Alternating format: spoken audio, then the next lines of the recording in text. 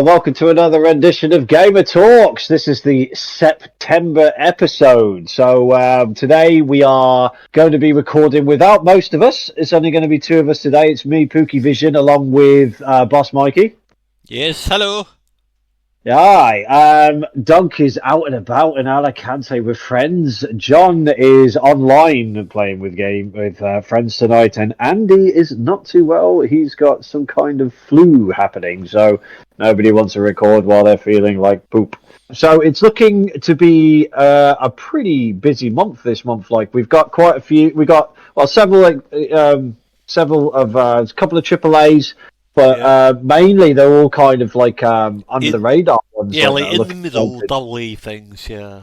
Well, you've got your standards that are coming out, like your standard FIFA and stuff like that. That all comes out during September, like but we'll be getting to that, like. But yeah, first we'll just what have you been playing? We're a bit late on numbers this month, but that just gives us more time to talk, so that's fine. I don't mind that. Bro. Yeah. Speaking of Pook, what have you been doing for the last couple of weeks? Well, it's been a month, isn't it? Yeah, a month. 4 weeks. Basically 4 weeks. Yeah. So I played a game called Nobody Wants to Die. Oh yeah, I know. Detective game. So it's kind of like LA Noire meets Cyberpunk. It's pretty well acted. It's well written. It's a beautiful perspective as well, for the graphics and stuff like that. Like, and you're piecing together puzzles and scenes of crimes. Yeah. But you're doing it with like a special mechanism that's like built into your hand. So it's very set in the future with flying cars and all this sort of thing. Right, and basically. You're like a has-been drunk detective that is off the force right now because of an incident that he did or caused that comes along later on more in depth. But not going into spoilers or anything. But yeah, it's I've not finished it yet, but it's pretty good. I'm really interested in it. Yeah, I mean, I've been looking at getting it because as soon as it came out and I saw what it was, I was like, that's exactly the kind of game I like. Because LA Noire was just fucking brilliant, and it was quite revolutionary for the. And then any twist on that kind of genre is like it's just a cool thing, And so that's the reason why I've not finished it is because my sister contacted me the other weekend, and she needed a new game to play. So she's on Xbox One still, bless her. Oh yeah. And hey Kev. No, she loves her Xbox One, and she loves playing quite unique games that interest her. So she was looking for something new, something long to play because she's just gone through some surgery, so she had some time to herself. Which went successful, which is brilliant. And so I suggested Witcher 3 because she'd never played it before. So she's now absolutely balls deep down that rabbit hole, and she was asking so many questions that me and my brother, so our brother, made a Witcher chat in WhatsApp, and then we're giving her advice and help. And now I've started playing it again, and so is my brother. Yeah, well, I mean, that's as long as you can get in it, so... I fucking love that game. It's still my favourite... I've talked about it in previous podcasts, but it's my favourite game since 2013. Nothing is beaten it. And, I'm playing it again now. Playing through it, because I want to play all the mods, the extra mods that the game has to offer. Do you know what I mean? So all these things that people are talking about, so I'm looking forward to that. But... yeah, so mainly just gonna so I'm playing that. I've gone down that rabbit hole. That's it. That'll be me for about 300 hours now, just fucking smashing that. They put out the DLC and then it suddenly graphical updates and that. It's such an amazing game, Since I last played it, the only thing I haven't done is the Netflix stuff. So they put some Netflix armor in it. So I'm gonna go and get that. But yeah, I'm quite early on, and my sister is.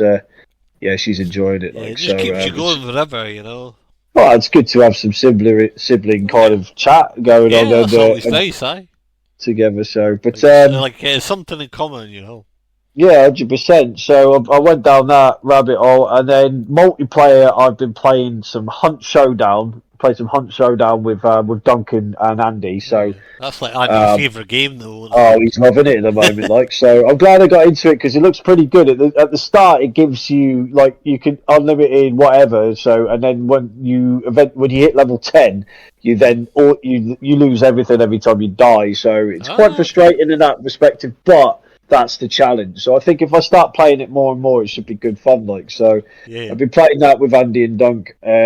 We played some. We did the horror corner, so we did Signs of Silence. That's on the YouTube channel, isn't it? Yeah, you were playing, so yeah, check that out on the YouTube channel because it was quite cool. Fun. Actually, I was watching them.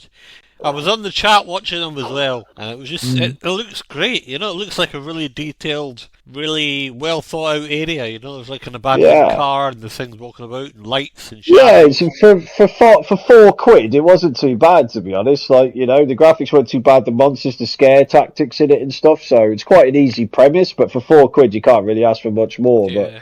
But it was like 4-player co-op, so we played it with 3 of us, and we did. Yeah.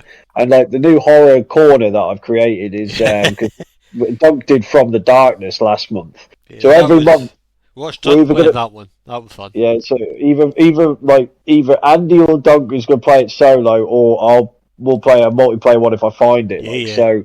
I've got some lined up coming, and they look pretty good. Like, so, Signs of Silence was great fun. But go check it out on the Gamer Talks YouTube because you'll get a lot more premise then. Yeah. And that's it, really. I haven't really been playing anything else. I've just been watching a shitload of anime and movies, to be honest. Yeah, well, I've been making videos from my playlist on the YouTube channel. So yeah, I've been watching a few of them. Stuff on that. Yeah, you played some demos and mixed bag of other things, like because you played Still Weeks to Deep, didn't you? Which that was like on a really Friday Fright Night. What a fucking game that is like! Yeah, but you're gonna get the full one when No, I didn't get the full run. No, you're gonna get it. You said like because you have to play it. I will get it. Yeah, just not yet. It's quite a slow, progressive build-up type of game. You know, it doesn't all happen at once. It's very 100%. Atmospheric, you know, you walk through it, you hear things, you see things, but the thing that struck me most about it, I think, was just the fact that it's so well made. Everything just works, you know. It sounds great, it's voiced really well. All the character animation and the facial expressions look brilliant. It's just really well made, and you don't see that a lot now. So that was kind of like a breath of fresh air, you know. What I loved about it is the Scotsman's the main character, the main protagonist, isn't it? Like, so it's sort of... Yeah. I thought that was quite funny, that a Scotsman playing the Scotsman. I know, you've got his own accent and everything as well. I just thought it was great, you know? Yeah, and the people on the rig chatting to him as he goes by, you know, and you're closing gates and they might creak or something. It's just, you know, and you can hear folks slamming the door and the whistle of the wind. I just thought it was really well made, really well thought out. Yeah, I've not fully got into it because I've seen videos and watched some of yours, the beginning bit and stuff like that. Like, but I haven't gone fully into it because I want to play it myself. Like, but it does look really good. Like, so because did you play the Lord of the Rings opening for Lego as well? Yes, I did. I did the prologue yesterday, and I was tearing my hair out, but I got through it. Yeah, man.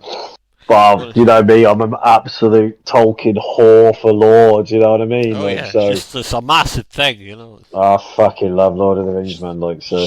I was speaking to my partner the other day, and he's just restarted watching all the movies again. Yeah, I did that during the summer. Like, this summer I did that. I watched all 3 Lord of the Rings extended directed versions, and then all 3 fucking Hobbits after. Yeah. In the same weekend. Time, you know. Well, yeah, that's probably in total, all of that is probably about 20 hours. Yeah, it's like a full day of Lord of the Rings, man, do you know what I mean? So, yeah, it's literally basically a day. Yeah. Yeah, so Lego Lord of the Rings, that's fun. Obviously, Still Weeks to Deep, brilliant game. And then a couple of videos I've been playing on the YouTube. I'll just mention, I played something called Black Book. I don't know if you watched that. It's a really cool game. I won't spoil it, but if you haven't watched it, check it out. There is one part up there with another one soon. I also played another one called Pixel Art Colouring Book. I don't know if you watched that book. No, I didn't watch those two. Like I watched that one the two just went before up this morning. That's probably why I've been working all day. It's a colouring book. You're just colouring pictures, and they're in pixels. That's basically what it is. And then I also played Escape Academy as well. Whoa, that was fantastic. What's that like? Academy that teaches people how to escape, like, or you actually basically, it's like an escape room school sort of thing. Interesting. So each room's got a different puzzle or something. Yeah, so basically every room or every mission, if you like, is a puzzle. Is it like you'll have like a room that's like a jungle one, and another one that's like an Aztec one, and another one that's like a fucking, I don't know, like a 1950s one or something like that? Yeah, something like that. It's really well done. So basically what happened is you start the game and you're literally a character that goes into an escape room. Yeah. And then you have to finish the escape room, solve the puzzle. And then you get out, and then the reception is an escape room. So you have to solve that. You go in the back room, you go to the toilet, all this weird shit. You solve that. You go downstairs. You get the train to the little school thing, and then you go to meet the head mistress, I think it is. But instead of her being there, you've got to prove yourself by solving a puzzle. Oh, okay. Then, it's just a really cool, and I love puzzles, so I thought it was fucking brilliant. So that was really good as well. Sounds like a good mixed puzzle game, man. It is good fun. And then I've been also getting back into the Elder Scrolls Online as well. Yeah, you've been playing that a couple of days this week, haven't you? You just get lost in it. It's like The Witcher 3. It just goes on forever, you know? You just keep finding things and stuff to do, and people, and it's like... I mean, I just recently completed an area. Well, it's not complete, but mostly complete. And I think it took me about 40 hours. It's like... Wow. It's crazy. And then you got each one, and then you got the story mission and everything, and it's just a bit mad. But it's good fun, though. Yeah, it's... So, that's basically me for the month. Like you, I've been just working and watching films and shit. Not been doing a lot else. No, been in the country this month then. No, I've been here. I don't have any more trips till, well, next month. Right. Okay. I've got a wedding in Switzerland, so it's not technically mine, but I'm still going to it. So yeah, it'll be a good fucking time though, man. Oh no, definitely. Just somewhere different, somewhere new, you know. But, yeah, I've never been to Switzerland, the neutral country, so it should be good fun. Man. It's meant to be very expensive, so I might be poor when I come back. But no, I don't know what the what the economy's like over there. Like, so never really researched it, but I'm guessing they're flourishing. Yeah. We should probably address all the Gamescom things as well while we're here. I didn't look at any of it, mate. No. Like, I think Andy looked at some of it. There was a lot of shit announced. Obviously, movies DLC. There was that weird TV show for Amazon Prime, right? Which is I think it's gonna feature characters from 10 games or something like that. It's like a crossover thing. Right. And then there was a lot of games announced, a lot of things shown off. Obviously, the one that piqued my eye, we're going to talk about in a minute, Age of Mythology Retold. Because I just love those types of games. But we'll start off with the casting of Frank Stone. Yeah, the Dead by Daylight solo campaign game. Yeah, so it's set in the Dead by Daylight universe. As far as I know, it's like 4... I don't know how it works. It's 4 kids and they're like filming a video or something. It's really weird. I'm not sure. But yeah, it's set in the Dead by Daylight universe.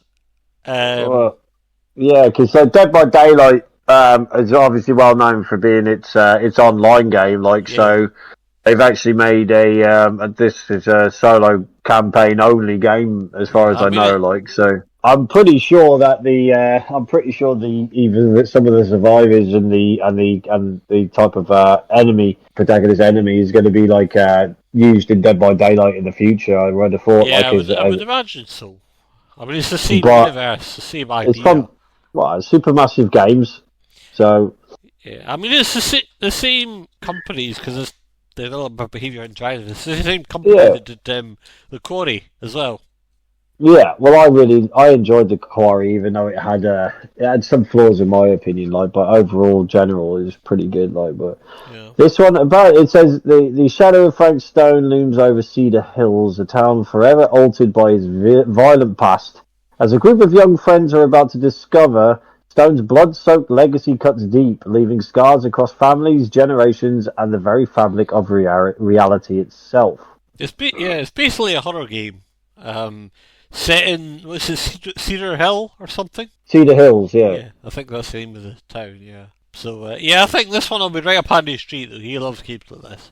Yeah, I think I want to play it because I love Dead by Daylight, so I think it's an incredibly good game. So I think this one would be very interesting to play because it's like instead of it like just being like as Dead by Daylight is known for, just being like right, here's a new killer, here's a new survivor, here's some new like attributes, perks, and stuff like that. Like and like off you go, see how you get on if you enjoy it, and this sort of thing. Maybe maybe a new map, but I fucking doubt it from them. Yeah, I mean it's one of those games that they'll get the people like horror games to play it, but then they also get fans of Dead by Daylight like yourself playing it as well. Well, Dead by Daylight, especially when you first start playing it, can really get your adrenaline going because, like, literally either being hunted or hunting can really get your adrenaline like really pumping, like, and you can actually feel theatre playing that game. That's why it's still the best of its genre. Like, there's nothing that's been able to beat it. So many games have tried and they just cannot beat it. Yeah. So the fact that this is going to be like a completely separate solo campaign, story-based, solo game, it's going to be. Hopefully, they just really went out for it with the fear tactic, the hunting, the feel of being hunted, and all this sort of thing. Like, I think it could be potentially really good. Like, so. Yeah.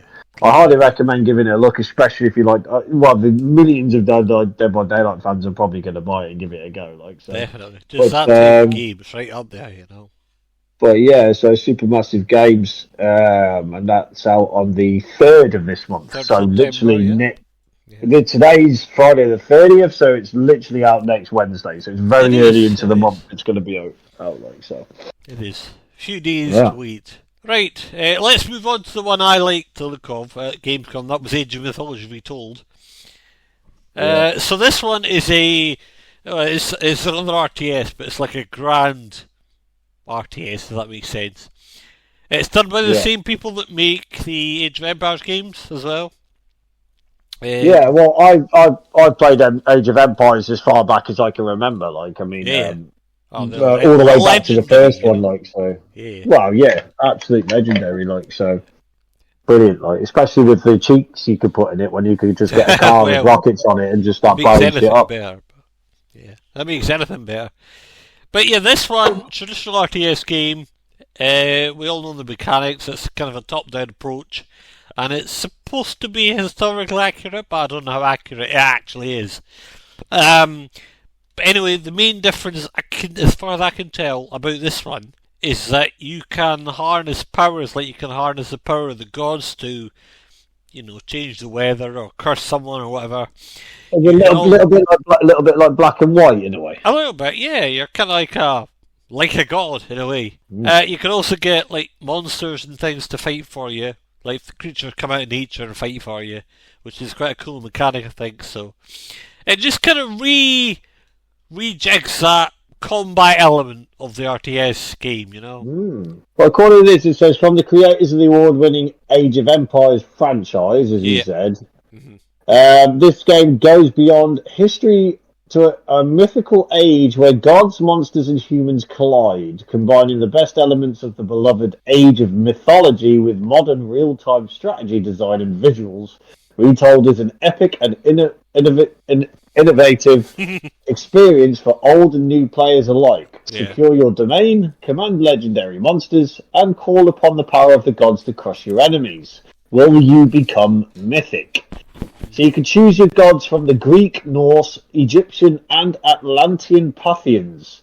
Devastate your enemies by summoning powerful lightning storms, earth-shattering quakes, and even the famed Nidhogg dragon.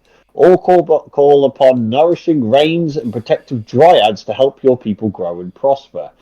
You can also unleash centaurs, trolls, mummies, and more from bejeweled crocodiles who harness the power of the sun to the mighty one-eyed cyclops who will command diverse units inspired by the world's great mythologies.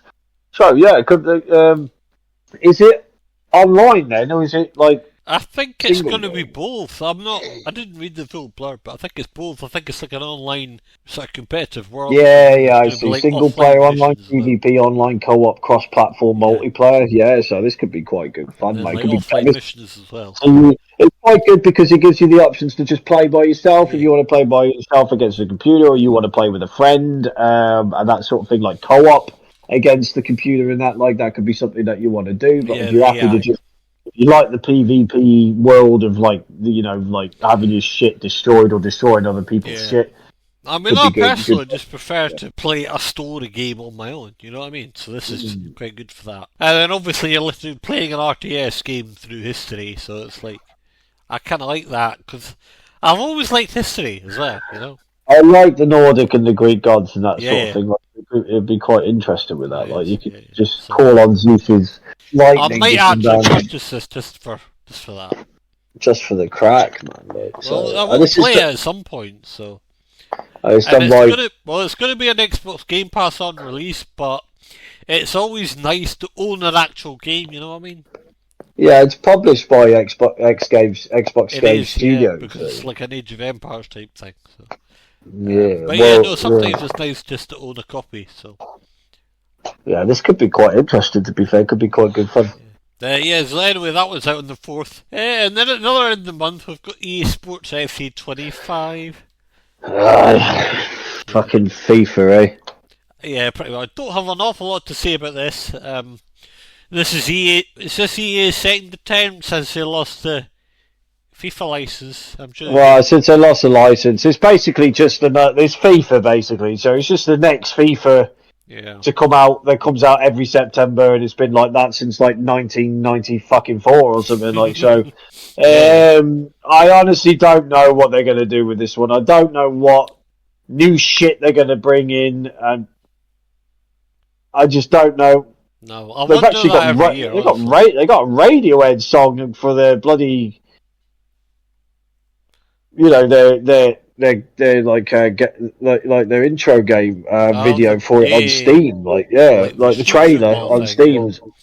But yeah, that's pretty cool. But I don't know what they're gonna do. Like I don't know whether they're gonna improve anything on Pro Clubs. Apparently they're bringing in some like new kind of like ball tactics and they're bringing in. I think as far as I remember, they're bringing in fouls, injuries, yellow and red cards more, and it's going to be a lot more kind of like more realistic that they can try and get it. But to be honest, as realistic as possible. But to be honest, it's just going to be the same old algorithmed shit that it's been like for at least a decade now, and it's just getting.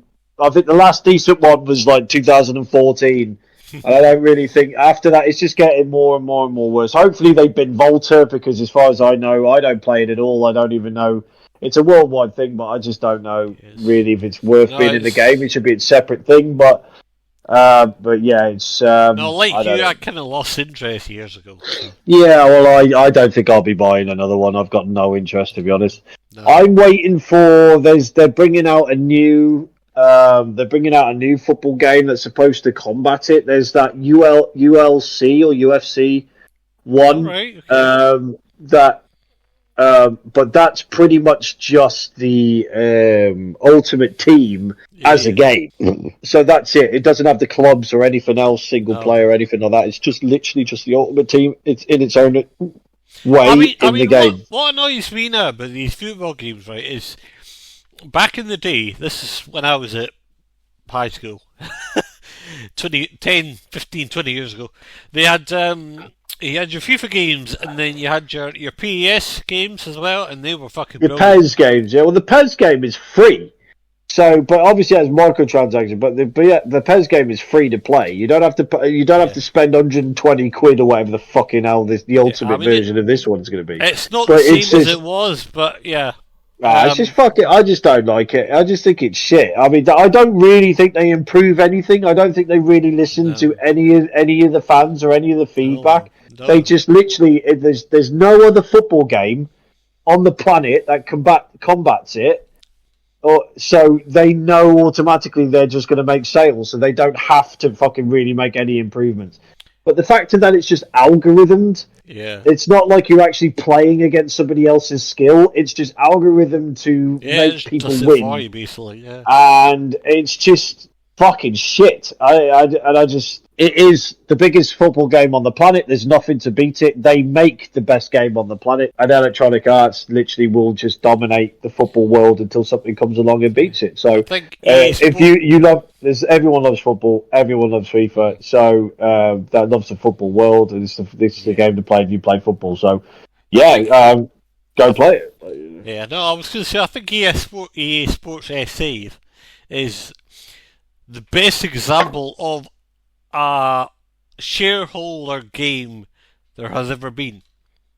Oh, mate, because they exist just to make money. Microtransaction, money game. Like, it's just nothing. It's like you see, there's almost no gameplay left. Well, it's just like it's always the same. It's always money. It's Well, I'm very negative, but it's like the manager game, the manager side or the career side of it. Yeah. They just don't really make any big changes to it. They don't change any of the things that we want them to change. And it just stays the same fucking thing every year, and then and that's it. It's just it's just sort of like you'll play a season of it and be like, right, well, I'm fucking fuck that. You know what I mean? But yeah, I don't know. They just concentrate on the Ultimate Team and the Volta because that's where they make their money. Yeah. So fuck everything else. But but that's out at the end of the month anyway, 27th. So you're gonna have to wait most of the month to get that. Like. You got anything else for me, Pook? Yeah, well, I got a couple that are coming out this year, this month, and the first one is going to be Astro Boy, Astrobot. Sorry, exclusive, So PlayStation exclusive. So you had Astro that was out when the PlayStation 5 released. So when that released, so the premise of it is that it was the first game, and you are this little robot, and you go through the history of PlayStation through its evolution. So you start with the PlayStation 1 area, type of games, type of graphic, all that sort of thing, and then you go to the PlayStation 2, and you go all the way through to the PlayStation 4. So and then they did a PlayStation 5 perspective of it with the PlayStation 5 added to the game, so then you just basically progressed through the evolution of PlayStation. It was a fascinating experience, a very interesting way to introduce you to a brand new console. The Astrobot now is the next version of it, and it's like they've made it into its own game in itself, and it looks pretty good fun, to be honest. I'm not going to lie. Yeah, I mean, it looks really good. It's like you say, it's a nice way to kind of show off your history, introduce folk, educate folk, Well, it was the fact that it didn't just introduce you to the PlayStation world or the PlayStation history and evolution. It introduced you to the PlayStation graphics. It introduced you to the PlayStation controller. So the new controller, DualSense updates and all that sort of thing, you play with the controller. So you use every part of the controller in order to solve puzzles and progress through the game. So I think that's what they're going to do with this one as well. That was Playroom, but this is but this apparently has 80 levels, 80 levels. So it's split across 6 galaxies and 50 planets. So each level falls under 3 different difficulty settings: easy, normal, and hard. The main story levels, dubbed the playful stages, are primarily fall under the easy and normal difficulties, whereas the optional challenge stages are more for the harder difficulty. So each level contains a difficulty indicator, and but it's similar to the rescue mission, but every level contains a set number of bots which Astro has to rescue, ranging from 7 bots in the main platformer levels to only 2 bots in the boss fights and challenge levels. So there are 300 bots that you have to rescue, and then and this sort of thing. Like, so you're tasked with puzzles and enemies in order to get through, in order to save these robots for whatever the outcome is for the story. But yeah, it's going to be very, very very cutesy, very well done graphically. Very if they carry on and they try and outdo the puzzles from the previous two games, I think it's going to be pretty interesting play. Like, so. Yeah, it looks really well done. Usually the big PlayStation exclusives are. Well, it's obviously PlayStation. It's all about Sony PlayStation for that one, like so. But that's out on the 6th, so it's not long to wait for that one. Cool. The next one that I had was a game called Fabledom. I know this one. Yeah, so my friend plays this, like, and the early access and that, like, and.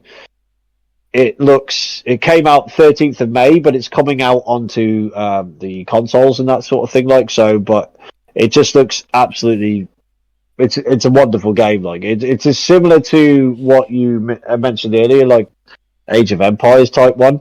Yeah. But this one's but instead of it being mythology, it's fairy tale. Yeah, like wholesome fairy tale thing. You know? Yeah, like so something out of a picture book as well, you know. Yeah, it's a city builder. So growing your settlements, interacting with neighbours, and defend your kingdom against magical creatures and shit. And you have to basically just keep going and just keep building until you find your happily ever after, I guess. Like, but it's an more accessible and intuitive way of playing the city builder type game. It's easy to pick up and play, so it's like not really all that difficult. No. But it can still offer challenges for more experienced players with the difficulty settings. You can put the difficulty settings up to make it more challenging and that sort of thing. Like it just looks like it got nominated for best indie at the PAX at the Marooners Rock. Like so, it's going to be pretty good. But the fact it's coming to consoles, it might be condensed a little, but I don't think so. But it looks really good. Like so, it's got nothing but positive reviews. But that was developed by Grenna Games. And it's going to be out on the 12th. So 12th for me. August for that. What month are we on? Pook September. So September, baby. Forget what bloody month this is.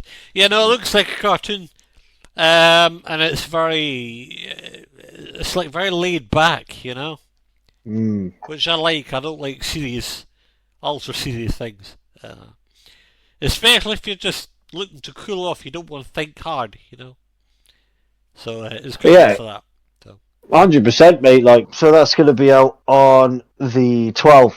The third one that I had was a game called Entoria: The Last Song. Oh yeah, I've heard of this one. It's like Entoria horror, isn't it? It's not really a horror. It's a Souls-like game. Oh right, okay.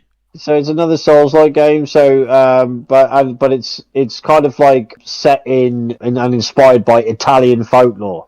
Oh yeah. So it's like, in other words, like the brightest sun will cast the darkest shadow. Yeah. So you have these. It's all about like the type of masks that you wear represent what kind of abilities and stuff that you have.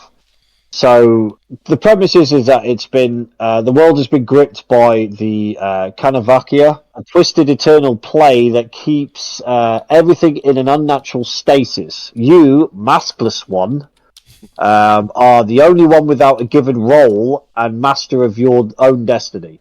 You have to defeat the fearsome authors that created it and free the world from stagnation by harnessing the power of Ardor. So you have to become the mask of change.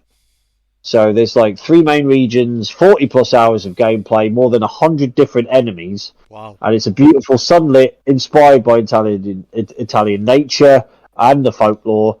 And it hides the dark secrets behind its bright facades, and you have to keep. And it's up to you to unravel the mysteries behind this stunning world. So, it just looks quite an interesting game, to be honest. The graphics look pretty beautiful. Yeah, it looks really well designed. Combat looks like it flows well, you know. Yeah, the combat should be good fun. Like, especially your mixture of the masks and the abilities and the weapons that you use. Like, could be obviously like an eternity, get better throughout the game. But that's by, I wanted to say Joyama, but I'm not quite sure if I'm murdering that. But Joyama Games have developed and published it like themselves, and that one's out on the 18th of September. Well, it looks really good, actually. If you get that one, I'll watch you play it.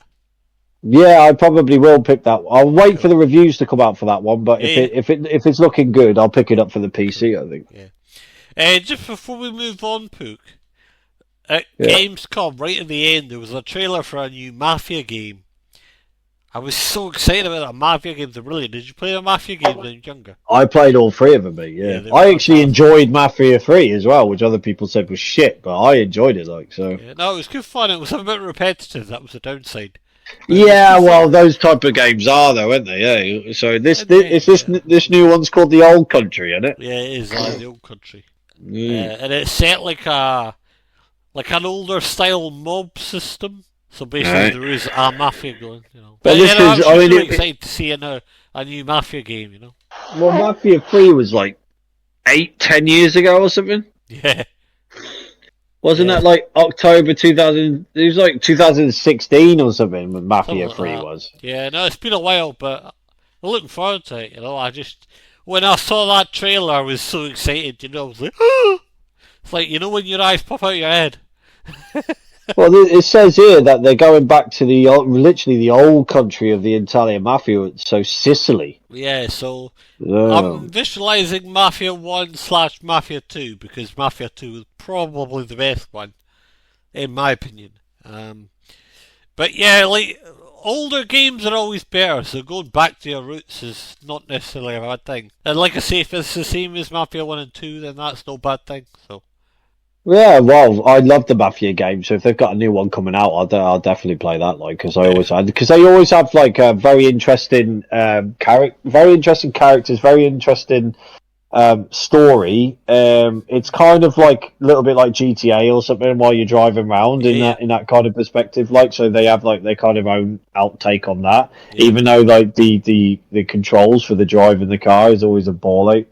But the soundtracks are always phenomenal. Yeah, they're always like set to the time, So it'd be quite interesting if this is just nothing but old school Italian Sicily style music, because I don't really know. That's what we're on Hangar 13. Come on, just old school, It's going to be like an entire game of like what do you call it? The Godfather type music. That's the only thing I can kind of think of, which is not negative. It could be quite interesting, fascinating too. Just the whole game based on yesterday, you know what I mean? Yeah, I'll take it, man. But I'm just really looking forward to that. So, right, we're gonna do a new thing. We're gonna do an Exhibit B. That was Exhibit A. This is Exhibit B. Exhibit B. Run through some of the other games coming out this month that are worth a mention. So, Harry Potter touch, Dobby. Yes, we've got Harry Potter Quidditch Champions is out on the 3rd as well.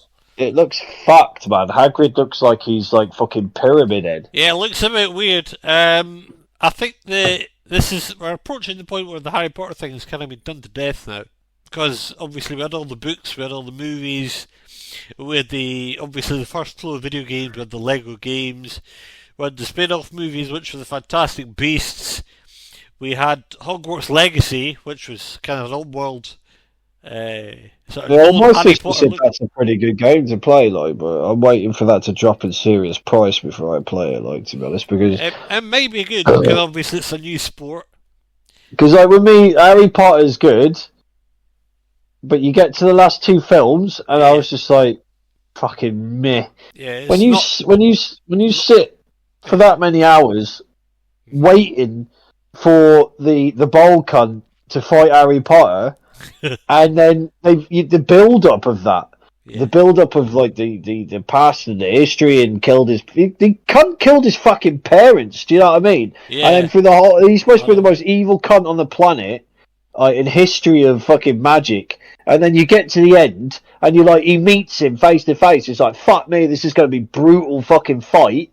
They just talk for like 2 movies. And fight for like 3 minutes, and it's done. And I was just like, "Fuck off!" Do you know what I mean? It was like watching what happened in. Is it the 4th film? They do the maze, And then he hits like a portkey and he gets transported to somewhere. Oh man, they had such good spell for about 2 minutes. They had such good actors and such good fucking so many good actors playing in that, like, and that just brought the movies even better. Like fucking, you know what I mean? What's his name? Gary Oldman and shit like that. Like, and it's just sort of like, and he gets to the end and he just sort of like. They just talk the whole time. It's just piss. It's like that Hunger Games movies where you like the whole build up and that, like, and then you get to the last movie and she just walks around for fucking ages and doesn't even. And then the war's over and she turns up after it's all finished, and you're like, what a fucking waste of my time.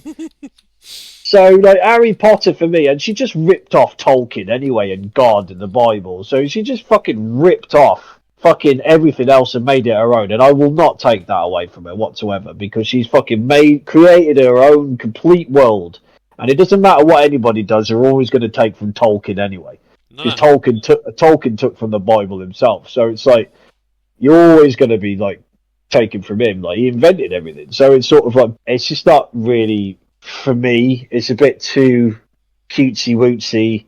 Yeah, I mean, I prefer a little bit more I've dark. I've kind of lost interest. I got Hogwarts Legacy, as you know, and then I played it for a bit, but I've kind of got off it. Well, Harry Potter's like Star Wars for me. Like, I guess if Harry Potter for you is like Star Wars for me, it's like it's just done, mate. It's been like 60 years, just fucking. Yeah. No, like I say, I think it's been done to death by now. But if you love fucking Quidditch and you love Harry Potter, this game could be for you, like so. Definitely, that was out on the 3rd September. But like Quidditch, well, a lot of people said Quidditch has been needing its own game for a long period of time. So, like the fact that it's just a Quidditch in its own right. Nice. So you can, doesn't look as well done as it should have been. But... well, I thought it'd be quite good graphics, but it just looks like they're made of paper, and it's like you're just chucking shit around, and it's like, right, okay, just back off. But yeah, if you like Harry Potter and Quidditch, then give it a go, and that one's out on the 3rd. Another one that one of my mates is really looking forward to, Warhammer 40,000 Space Marine 2. Wow. Well, Warhammer's fucking massive, isn't it? It is massive. There's like 50 million Warhammer games out there now. I still hope they make a movie and Henry Cavill's going to be in it. Like, he's trying to make it happen, and he's trying to produce it, putting his own money. Is it Warhammer he plays, or Dungeons and Dragons or something? Geralt said. Not Geralt, but you know, the actor. Did he not say that? I'm sure he said he missed the casting call because he was playing Warhammer. World of Warcraft. Yeah, he's a massive geek, and that's why I love him. That's why he left the Witcher series, because they fucking around with the books too much and the actual lore, and he was like, I've played the games and I've read the books, so you can fuck off. Like, stop changing it so much. I understand. Don't tell me what to do. I know what to do. Yeah, it's really that. It's just like you have to adapt to television. I get it. You have to adapt to television because you can't fit all the books onto screen. No. So I get that. And you also have to adapt to a modern audience. I get that. But you can't go fucking with it so much that it's just sort of like, well, that's just not what happens. Yeah. Like, you know, like, because, like, having, what's his name? Lesker? I can't remember the name of Lambert, I think it is. He's one of the witches. Another Witcher guy. He's another one of the witches, and they have him in the show turn into a fucking...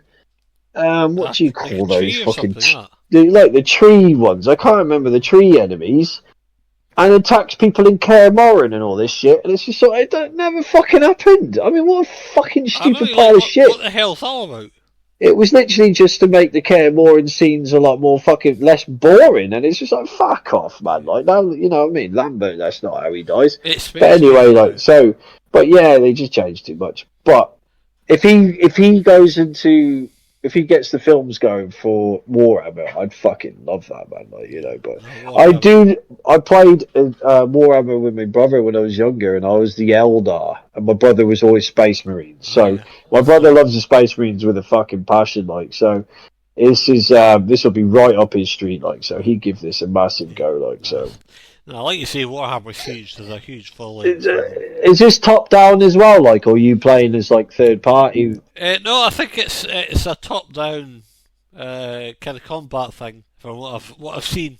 Maybe I was looking at the wrong trailer. I don't know, but I know a lot of people will buy it anyway just because it's Warhammer, you know, and then also because it's something they're interested in, you know. I wonder if it's a mixed bag as well. If you like Chaos Marines and a mixed bag, as well, mate. But it's third person action, like, so, and you can play solo or multiplayer as well, like, so. It's quite a nice touch, that. Because I know a lot of people like a solo campaign, you know. Yeah, so it's like you embody the superhuman skill or brutality of a space marine, unleash deadly abilities and devastating weaponry to obliterate the relentless tyrannid swarms, defend the Imperium in the spectacular third-person action in solo or multiplayer modes. The developers described the content like this. Gameplay consists of frequent combat scenarios with characters using their weapons to slash or stab enemies. Strong language is used in the dialogue. So this could be absolutely like the best Warhammer game that's been so far. It certainly looks like it could be the best one yet. And that's saying something because there's so many of them. It's Saber Interactive, published by Focus Entertainment, and that one's out on the 9th. Right, Wild Bastards. And I'm not talking about you four, I'm talking about a game. This looks fucking funny as fuck. It's like it's a follow-up to Void Bastards, game, which was an award-winning game from, is it 3 years ago, I think? And it was like a cartoon FPS, whatever you call it, anime FPS, something like that. Yeah, it's like a cyberpunk Borderlands type game, eh? Yeah. It's a bit comedic. It's not serious, really, you know. No, it's supposed to be absolutely ridiculous, but yeah. But you know, is it Western as well? Is it what? Is it Western or is it like mixture of different worlds, isn't it? Because I think you're in space on a planet at one point, and then you're playing in a Western at another point. I think this one's a mixture. Wild Bastards was, I think I'm right in saying it was on Earth. This one's a bit more varied. But yeah, it just looks like a lot of fun. Well, so it says here, the spiritual successor to the award-winning game Void Bastards. Wild Bastards is a roguelike strategy shooter with heart-pounding first-person action, mod management, and a tactical campaign. Saddle up and lead the most notorious outlaws in the galaxy. Car. So, what is it, from the veteran team behind Void Bastards and Card Hunter? Yes. You travel from planet to planet to recruit, manage, and gunsling with a team of 13 outlaws. Nice. Each of whom has their own weaponry, special power, and growth tree. On planets, you'll wrangle loot and start showdowns that are then played out in intense bite-sized shootouts. The Wild Bastards were the most deadly gang in the galaxy until a posse from the puritanical magnate Jebediah Chastain eliminated one outlaw after another. Faced with their own mortality, the two remaining members have teamed up with the Drifter, a mysterious sentient spacecraft, to find them and resurrect the dead gang members as they flee the mythical homestead.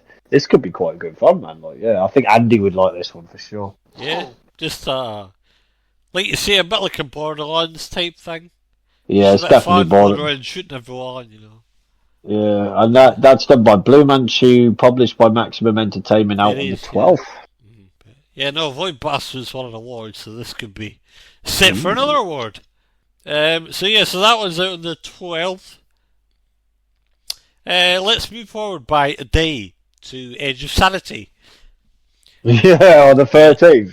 Yeah, so this one's a 2D survival horror game set in the Alaskan crazy wilderness weather. Yeah, it's a left to right game, isn't it? As well. Yeah. Left to right to left, depending on which way you're walking. So. Use the arrow keys, all that shit. This looks quite interesting, man. Yeah. I quite like these games because I like to experience a story, you know.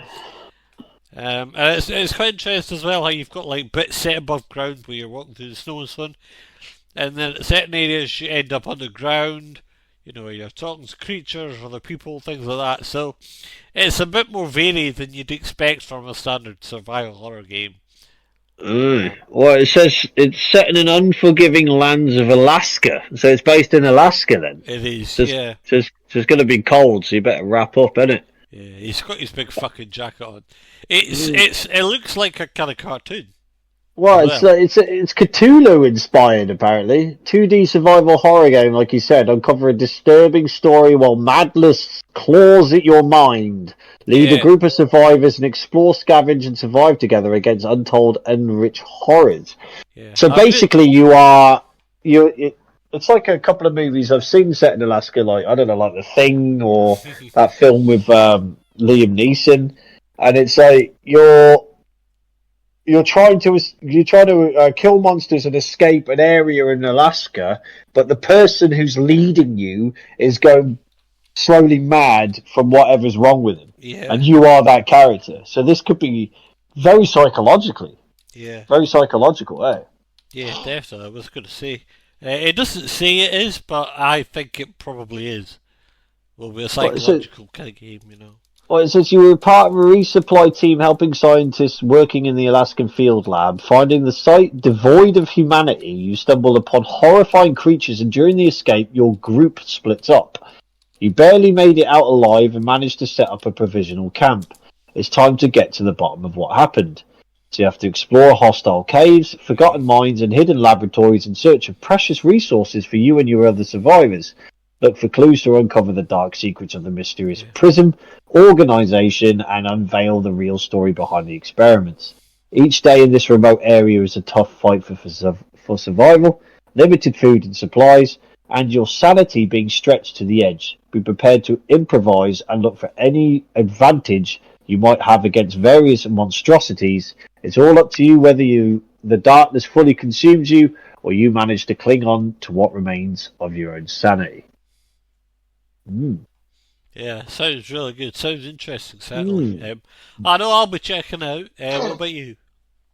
I'll watch you play it. Like, yeah, fair enough. But Vixar Games developed it. Daedalic Entertainment published it, and that's out on the 13th. But this could be a good playthrough, to be honest. You're trying to not go mad whilst trying to figure out what happened to this site, and it could be quite good fun. But that's out on the 13th. It is. And then jumping back again to the 12th, we've got Death Sprint 66. Now this one is a bit different. It's basically a speedrunning game. So basically each level, from what I've seen, is a speed run, and it's you against other players. So you've got to compete against other players. You've also got obstacles, things holding you up, things trying to kill you, and obviously the object is to win the race. It looks like fucking Wipeout, but you're a human being instead of fucking in a Wipeout vehicle. I know, it's like Wipeout on your feet. Yeah, Wipeout feet. Yeah, it could be like a spin-off. Yeah, it looks very cyberpunkish as well. It's even got similar music to the Cyberpunk game as well. This could be quite challenging. It's very fast paced, It's very in your face, like I say, speed run. It's get your heart racing type stuff, High speed on foot racing, they've described it as. Yeah, but that's not my type of thing personally. But it looks like a lot of fun. I mean, it could be good fun. Like if it like kicks off for people who like to play racing games, like in a very different perspective that you're on foot rather than in a vehicle. So it could be good fun, and it's developed by Sumo Digital. And they're quite good. I mean, Dunk might like it. I think so. Yeah. But it's the kind of thing that I won't play, but I think I'll watch other people play it on Twitch because it could be very fun to watch, That one's done by Sumo Digital and Secret Mode and is out on the 12th. It is out on the 12th. Another game out on the 12th I don't really like. This one's called Hot Lap Racing. Is this one in vehicles, is it? Yeah, it is. It's I don't know how to describe it. It's a racing game. It kind of looks like a... I don't know. I'm not a racing game guy, so it would be for you to chat about this one. Yeah, well, it kind of looks like... Indie racing. Le Mans type indie racing. I'm not sure. It's not as graphically sharp as something like Assetto Corsa, but it looks like a lot of fun all the same. It's actually already out on PC, but I believe it's coming to consoles as well. Like I said, Dunk might like this one, just because it's a bit of fun. It's not as serious as Assetto Corsa, although there is a competitive side to it as well. It looks like just like a Gran Turismo type, game with different types of vehicles and classes and all this sort of thing. But yeah, I mean it's way shitter graphics. Yeah. No, but not really that for retro me. look, that's not necessarily a bad thing, but yeah, well, it's their own look, which is fair enough. Yeah. But yeah, I'm just not a racing type game type guy. To be honest, I kind of gave up on them. But yeah, anyway, that one's out on the 12th as well. Jump forward again. Train Sim World 5, that's out on the 17th. Train Sim World is the kind of game I'd play because I like trains and I like simulation games. Everybody loves trains. These ones are always very detailed as well. So the graphics actually look pretty good for a train game.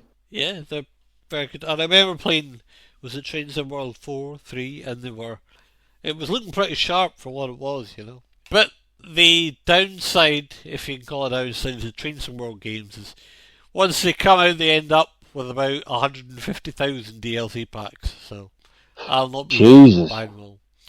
I mean, obviously, you can just buy the ones you want. Do they have the bullet trains on this as well? No, that'll be an optional extra, I would imagine. Now, usually the game only launches with 2 or 3 routes, if you like. And then basically every DLC pack is an extra one. So if you want to end up with 10, you need to buy 7 packs. Yeah. Which is a bit rich for me, personally. They're coming on to the Sims kind of level now, with their DLC. Yeah, you got all these packs. And some of them don't contain much content, but that's just... But then it's like that thing we talked about with EA Sports, is that money-making thing, Well, it's got a deluxe edition for 60 quid and then a fucking special edition for 105 quid. Yeah, well, the actual just standard game is 40 quid, so if you want all the trimmings, it's your thing, man. So, yeah. I won't be getting anyway. God of War Ragnarok comes to PC. PlayStation exclusive coming to PC. Yeah, that'll be excellent. Yeah, I think Final Fantasy 16's coming to PC, God of War Ragnarok's coming to PC, so I think PlayStation have done a deal somewhere along the line to release all of their high ranking, or it's time for their high ranking exclusives to come across to PC. So Final Fantasy 16 I know is coming, God of War Ragnarok's coming, so just look out for some others that are coming to PC. Yeah, I think I don't know if I mentioned it a couple of years ago, before COVID hit. PlayStation bought a company called Nixxes Software. Right. I don't know if I mentioned it at the time. And Nixxes Software specialised in porting console games to PC. Oh.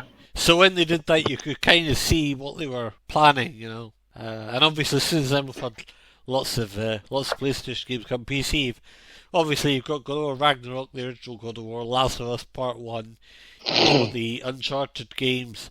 You've had Days Gone, you've got the Horizon games as well. Days Gone was amazing. Yeah. It's still out there. Apparently am I right in saying they pitched a sequel and it was turned down or something? What, Days Gone? Yeah, the developers pitched a sequel to it. I talked about it in a previous podcast. It's because they were making Ghost of Tsushima. So they wanted to make Days Gone 2, and they said, no, we're going to concentrate on Ghost of Tsushima instead and put all our money into that. Yeah. So you can fuck off, you're not having it. And that's basically what they did. Yeah. And everybody was really gutted because Days Gone was phenomenal and it should have had a second game, but fuck it. Yeah, I mean, it makes sense that you can only do one at a time, though. Yes, because it costs so much to make. So anyway, so that's God of War Ragnarok PC. That's out on the 19th. One that I maybe should have mentioned above, Frostpunk 2 is out this month as well. It comes out on the 20th of September. Frostpunk's an interesting one because it's an RTS and it's based in, well, the first one was like a Siberian wilderness, I think it was. Well, it's a European company, isn't it? 11-bit studios. Yeah. Because the first Frostpunk was like a fascinating, like Red Alert looking game. Do you know what I mean? But yeah, so I own the first one. I thought I'd like it, but I didn't really. So I won't be getting this one. You will. I'll watch other people play it. See the reviews I watch on Twitch, things like that. Games and calamities taking place in a post-apocalyptic snowy setting. Yeah. Build large city districts and their string of endless needs and demands. Navigate through conflicting interests of factions that populate your metropolis.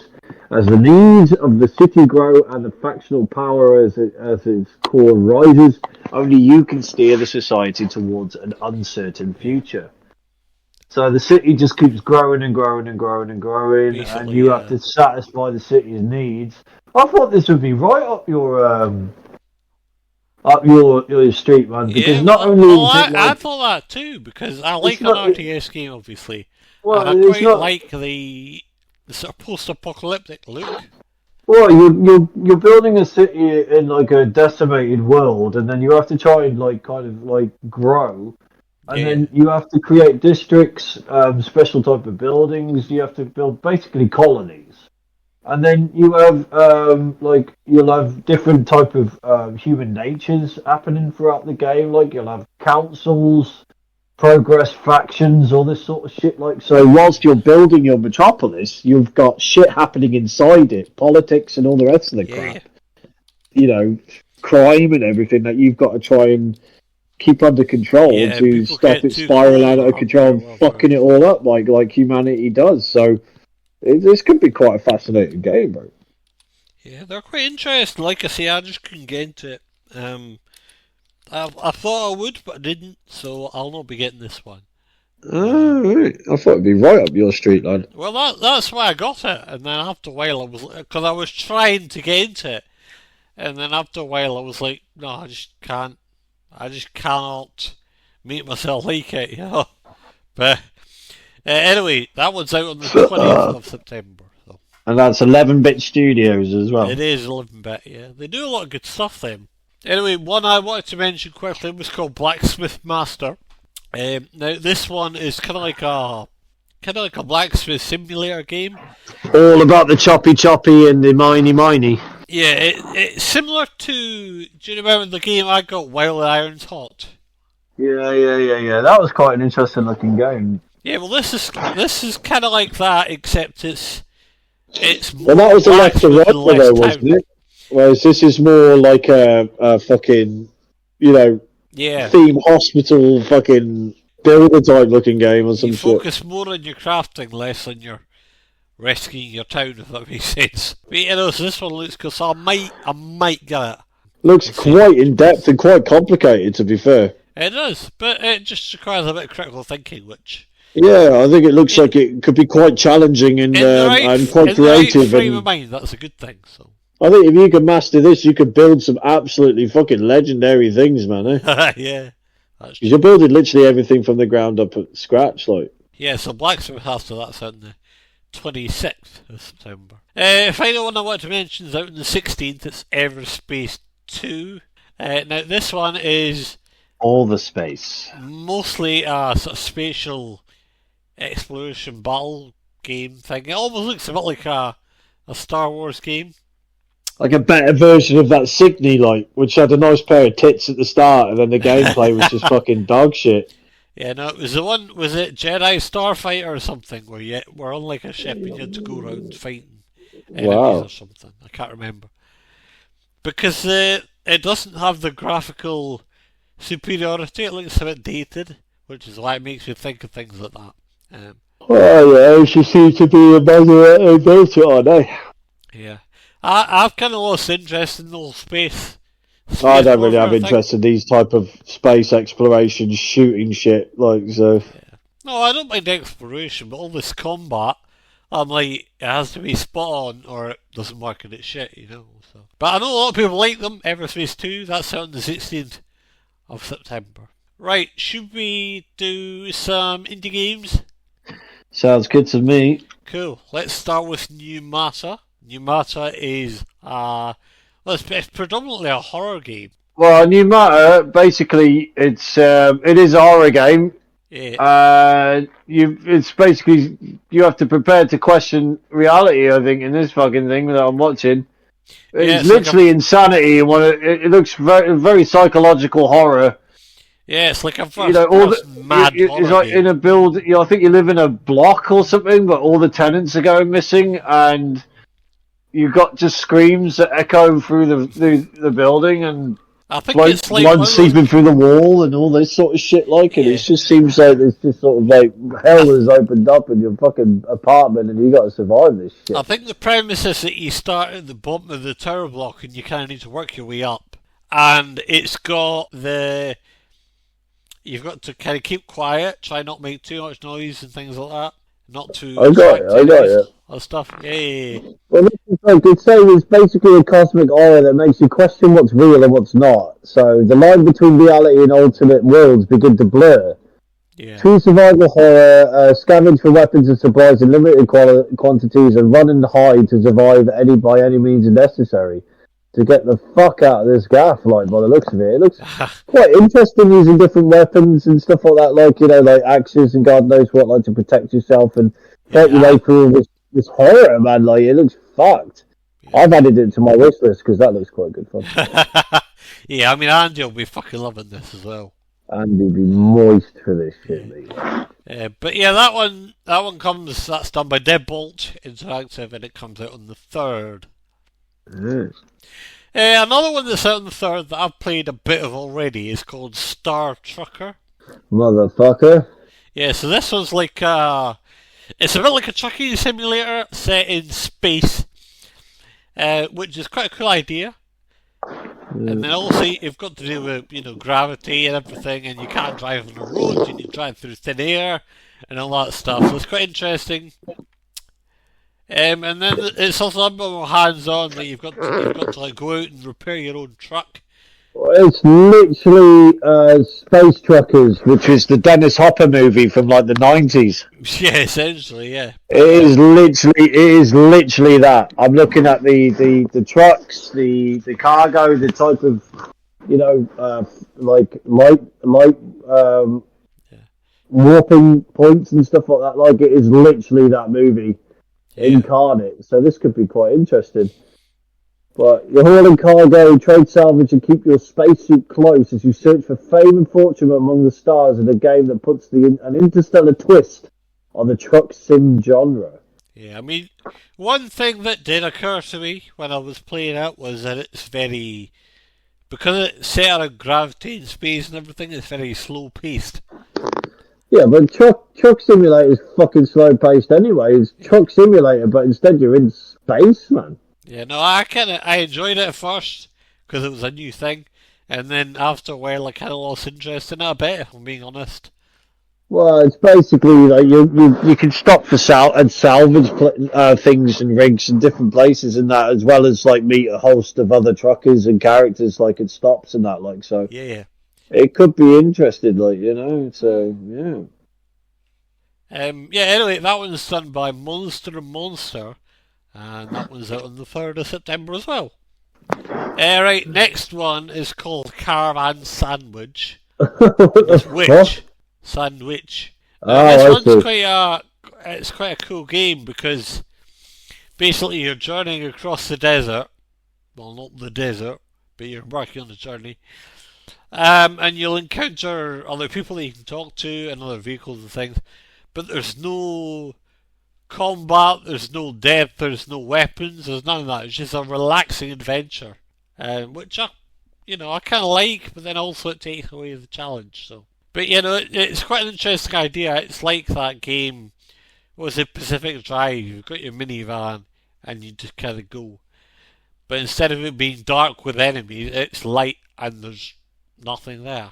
There is a demo out on Steam as well that you can try.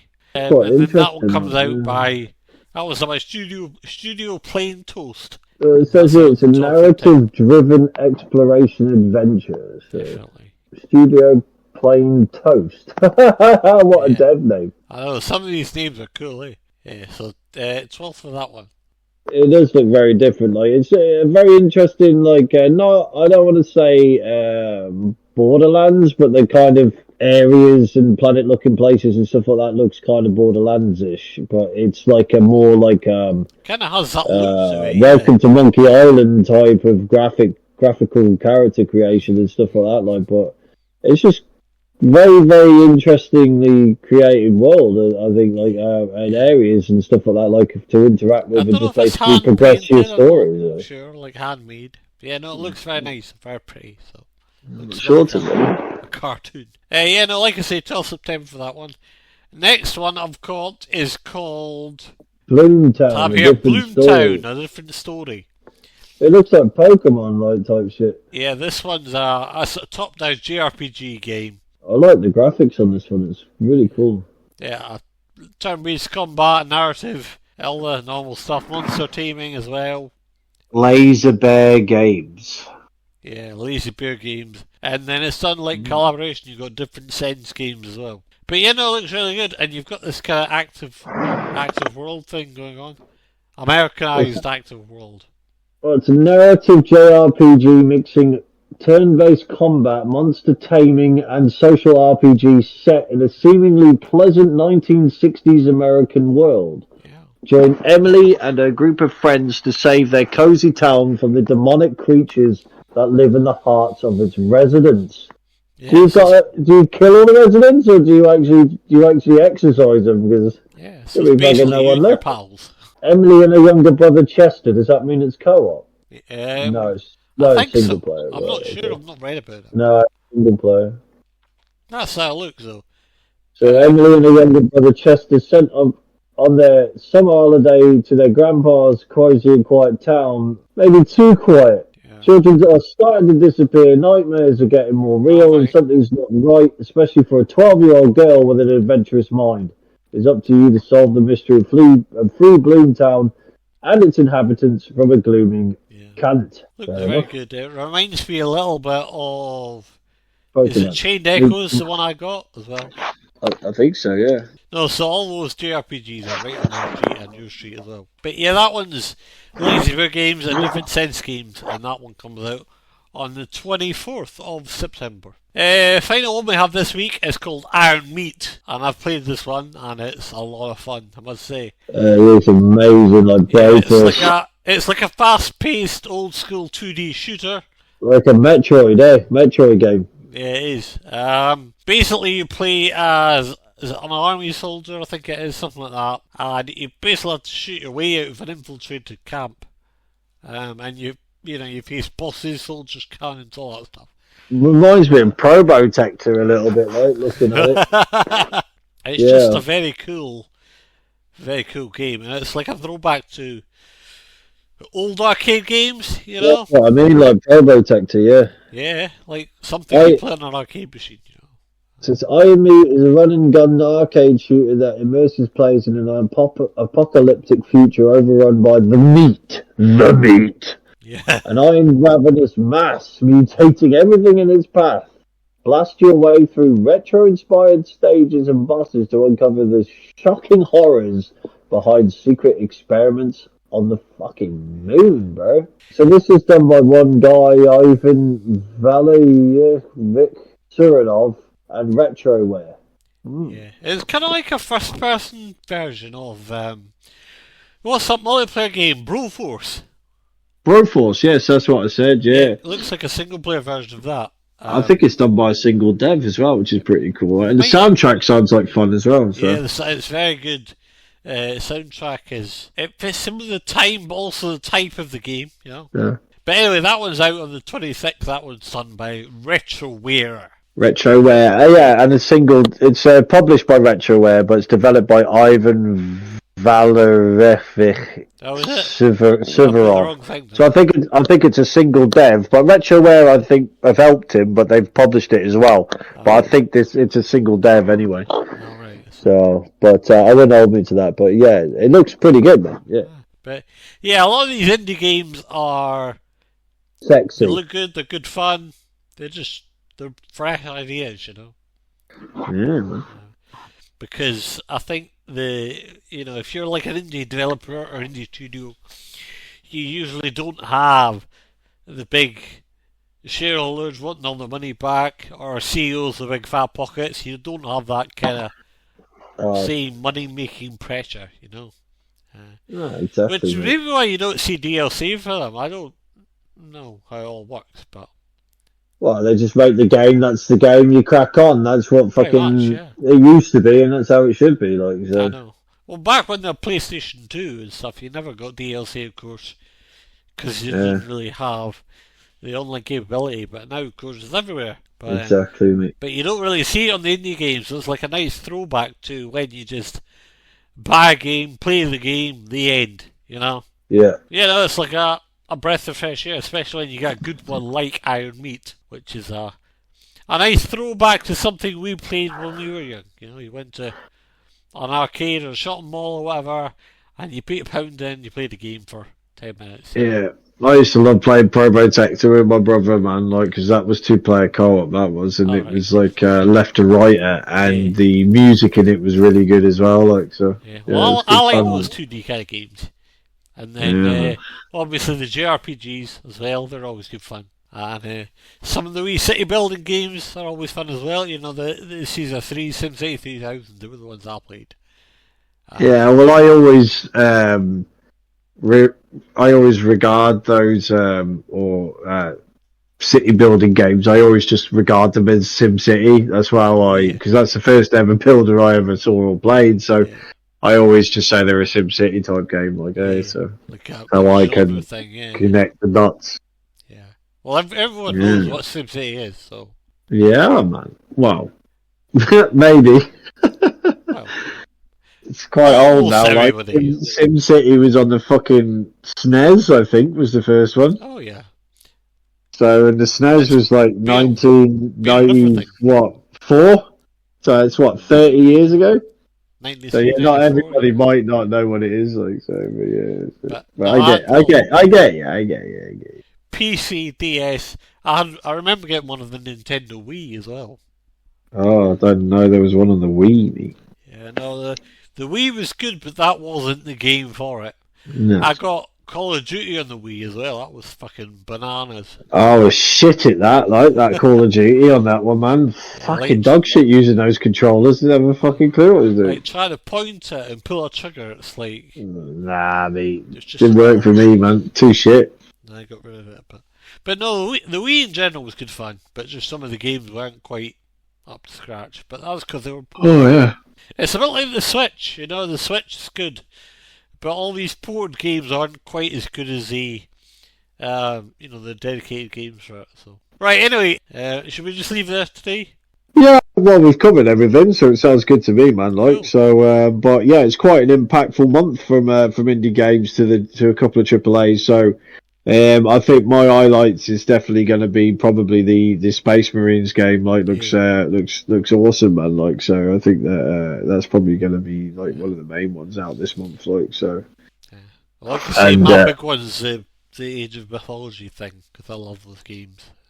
And this is like the next big game in that sort of zone, Yeah, and then obviously FIFA will be big for a lot of people, and that casting of Frank Stone, I think, is going to be quite a big seller as well because of the amount of fans there are for Dead by Daylight. So I would imagine so, yeah. There you go. Well, yeah. So, but we've obviously got a podcast here on Spotify. We've got Gamer Talks streams on Twitch. Gamer Talks are also with a Z. And that's on YouTube as well. Go and check out our videos on there because they're quite good fun. And then we've got the X as well. So and then X-rated channels. Yeah, and any questions, send it into Gamer Talks questions at gmail.com.